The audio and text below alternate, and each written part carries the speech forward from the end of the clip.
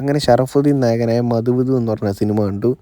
ഒരു ഫാമിലി പടം. ഇതൊരു മസ്റ്റ് വാച്ച് തിയേറ്റർ എക്സ്പീരിയൻസ് ഒന്നുമല്ല, പക്ഷേ ഒരു ഫാമിലിയായിട്ട് നമുക്ക് പോയി സന്തോഷമായിട്ട് കണ്ടിറങ്ങാൻ പറ്റുന്നൊരു സിനിമയാണ്.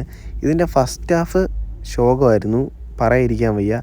പക്ഷേ ഫസ്റ്റ് ഹാഫിൻ്റെ ഇൻ്റർവൽ ബ്ലോക്ക് അടിപൊളിയായിരുന്നു. ഇൻ്റർവെല്ല് കഴിഞ്ഞാൽ പിന്നെ സെക്കൻഡ് ഹാഫിലോട്ട് വരും സിനിമ അടിപൊളിയാണ്. അവിടെയും തമാശ ഇവിടെയും തമാശ, അങ്ങനെ ഒരു നമുക്ക് ഭയങ്കര എൻഗേജ് ആയിട്ട് സിനിമ പൊയ്ക്കൊണ്ടിരിക്കും. അടുത്തെന്ന് നടക്കാൻ പോകുന്നൊരു ക്യൂരിയോസിറ്റി വരും. അത് തന്നെയാണ് സിനിമയുടെ വിജയവും. സിനിമയുടെ ഫസ്റ്റ് ഹാഫിൽ നമുക്ക് ഒട്ടും കണക്ഷനൊന്നും കിട്ടുന്നില്ല എന്നെങ്കിൽ സെക്കൻഡ് ഹാഫിൽ വരുമ്പോൾ നമുക്ക് ഫുള്ള് സിനിമയായിട്ട് കണക്റ്റ് ആവും. ക്ലൈമാക്സ് ഒക്കെ അടിപൊളിയായിരുന്നു.